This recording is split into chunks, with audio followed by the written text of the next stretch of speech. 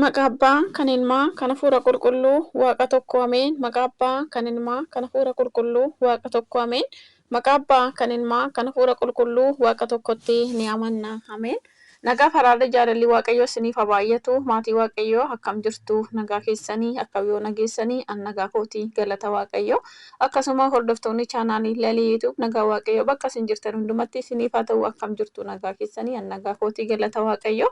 Baga nagaadhaanii bara Maatiyos irraa gara Maarqoositti baga nagaadhaan ceetanii galanni Waaqayyoof haa ta'u. Waaqayyo gooftaan bara dhiifamniif araarri isaa fuula isaatiitti nuu baay'atu. Nagaan isaa fuula isaatiitti nuuf ergamu bara jaalalaa bara tokkummaa nagaa akka nuuf taasisuu fedhaaf jaalalaa Waaqayyoo nuuf haa ta'u.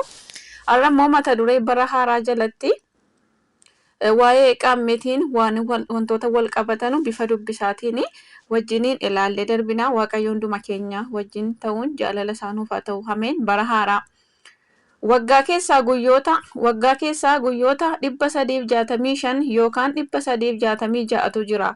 Jiini tokko guyyoota 30 qabu. Guyyaa 360 gara ji'aatti yoo jijjiiramu 12 ta'a.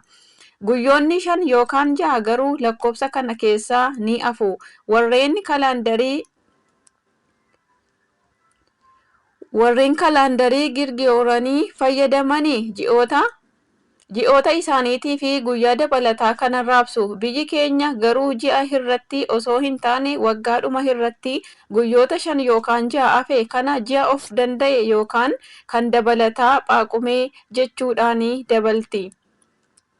Kanadha biyya keenya addunyaa kana irraa kan adda ishee taasisu. Addunyaan kun waggaa keessaa ji'a 12tu jira jedhee kan amanu yoo ta'u, akka lakkoofsa Itoophiyaatti ammoo ji'a 13tu jira. Addunyaan kamuu seera kana fakkaatu hin qabu.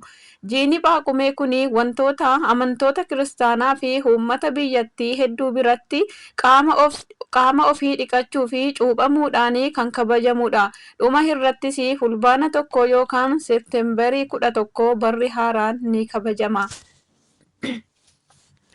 Bara haaraa kanatti amantoonni gaabbii galanii laphee haaraadhaan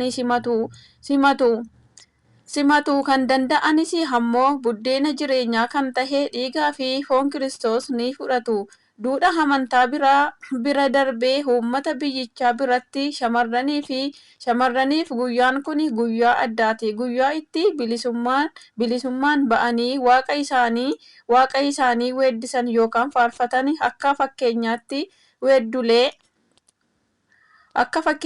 weeddulee ababaashwee beekeyyoon jedhu ababaawee kan jedhu asheesamaa fi kan kana fakkaatan akkuma naannoo fi qooqa hawaasichaatti guyyaa kana afaan shamarranii keessaa ni dhagahama. Namoonnis shamarran kunniin qunnii qabatanii deemanii harka fuudhatanii qunnii qabatanii deemanii harkaa fudhatanii wanta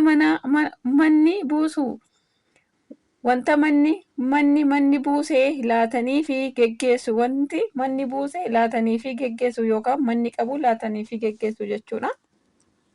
Hanga naannawaa isaanii hunda waliin ga'anittis manneen hawaasicharra deemanii fi ni weeddisu yookaan faarfatu. Haadholii fi abbootiin guyyaa kana shamarran hin dhorkani. Duudhaan kun iddoodhaa iddootti garaagarummaa haa qabaatu malee guutummaa biyyattiitti wal fakkeenya ni qaba.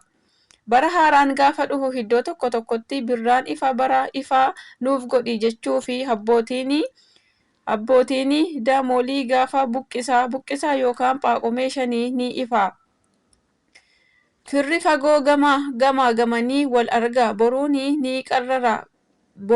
ni qarrara yookaan ni calala jechuudha.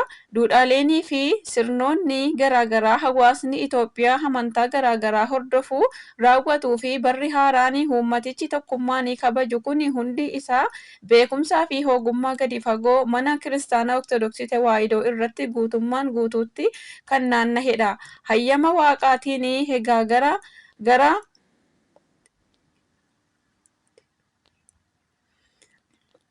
gara baataa kiriimuutti dhufne qulqulluun Deemixiroosii iccitiin guddaan kun ifee fi herrega bara kanaa hojjetee bara kiristaanaa mana kiristaanaa fi gumaacheera. Har'a addunyaan bal'aan kalaandarii kana fayyadamuuttis kiristaanonni Gibxii, uummanni Itoophiyaa fi Eertiraa yoom iyyuu kan ittiin boonan lakkoofsa mataa isaanii qabu. Biyyi Itoophiyaa jedhamtu kun akka cimee dhaabbatuu fi shoora manni kiristaanaa gumaachitee dagachuu fi dhaloonni yaadu hedduutu jira. Osoo Ortodoksiin hin jirre maalitti boonnaa hiyyeessa jedhanullee har'a seenaa keenyatti boonaa jirra. Osoo Ortodoksiin hin jirre akkam taana laata? Addunyaa irraa iddoolee seenaa qabeeyyii kan jedhaman hedduutu jiru. Garuu kan Itoophiyaa immoo addadha. Siidaa Aksuum, Bataskaanota Laallibalaa, Faasilii fi kan kana fakkaatan guyyaa har'aa kan ittiin biyyattiin beekamtu manneen kiristaanaa qorannoo fi turizimiin oolanii waggoota 1,600 ol kan lakkoofsisan biyya keenya keessa jiru. Osoo isaan hin jiran ta'ee seenaan keenya duwwaa ture. Kitaaboliin abbootii yeedaloonii addunyaan hin qabne ogummaan fakkii ogummaa qorichootaa fi yaala ijaarsaawwanii gamoo durii hundi qubeen afaanii fi kan kana fakkaatan biyyi kun itti fayyadamaa jirtu marti isaa kan dhufe biyya kana irraati mana kiristaanaa irratti hardiin guutummaan koloneeffatame nuti qofaanii warra adii kan hinjifannee fi maaliif isinitti fakkaata amantaa fi ejjennoon nuti qabanne garbummaa osoo hin taane bilisummaa keenyaa fi akka qabsuurru waan nutti himuufidha. Kanaafidha duudhaaleenii fi sirnaaleen keenya marti heegamee akka uummata kaan afaan keenya dhiisnee kan ormaa osoo hin hordofin amantaa keenyas dhiisnee kan ormaa osoo hin hordofin har'a geenye. Garuuti namoonni fi dhaabbattoonni garaagaraa mana kiristaanaa kana jibban lafa ka'anii duudhaalee mana kiristaanaa kana balleessuu fi kalaandarii biyya keenyas jijjiiruu fi yoo yaalan ni argina. Kun ammoo beekumsa gadi fagoo dhabuu irraan kan ka'edha. Amantaa feene hordofuu dandeenya. Wanta waggoota kumaa olii fi waliin itti fayyadamaa turre har'atti qabeenya waaloo keenyaatti malee kan nama tokko miti. Garuuti mormitoonni waggaa 100 hin guutin aadaa jaraa hedduu lakkoofsisee kana balleessuu fi yeroo holola garaagaraa kaasan arguun hedduu nama qaanessa.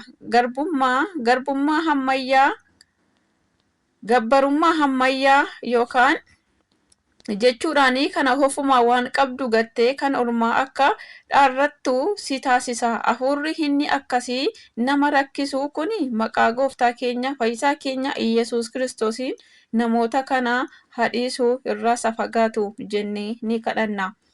Nuti aadaadha yeroo lagni gadi galu, yeroo biqilaan dachee haguugu, yeroo hililiin yookaan wanti haaraan dachee urgeessitu bara haaraa kabajna. Of ta'uuni herreega uummanni moo seera uummanni jedhu miti jarri sun iyyuu of taaneerra.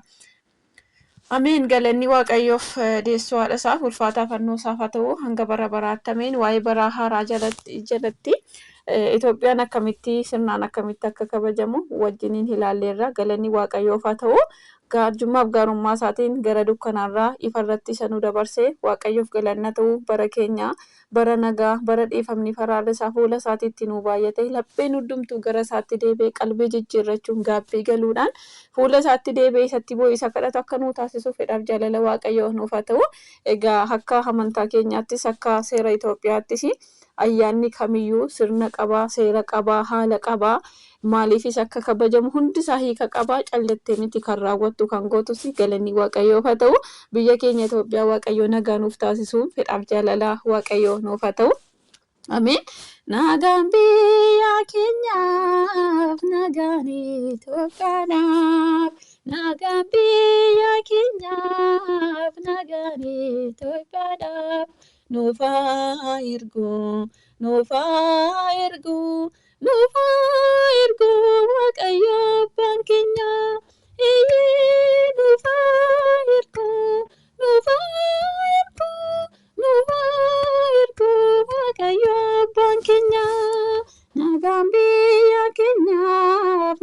Itoophiyaadhaaf nagaan biyya keenyaaf nagaan Itoophiyaadhaaf nuuf haa ergu Waaqayyo abbaan keenya nuuf haa ergu Waaqayyo abbaan keenya nagaan biyya keenyaaf nagaan Itoophiyaadhaaf nagaan biyya keenyaaf nagaan Itoophiyaadhaaf nuuf haa ergu Waaqayyo abbaan keenya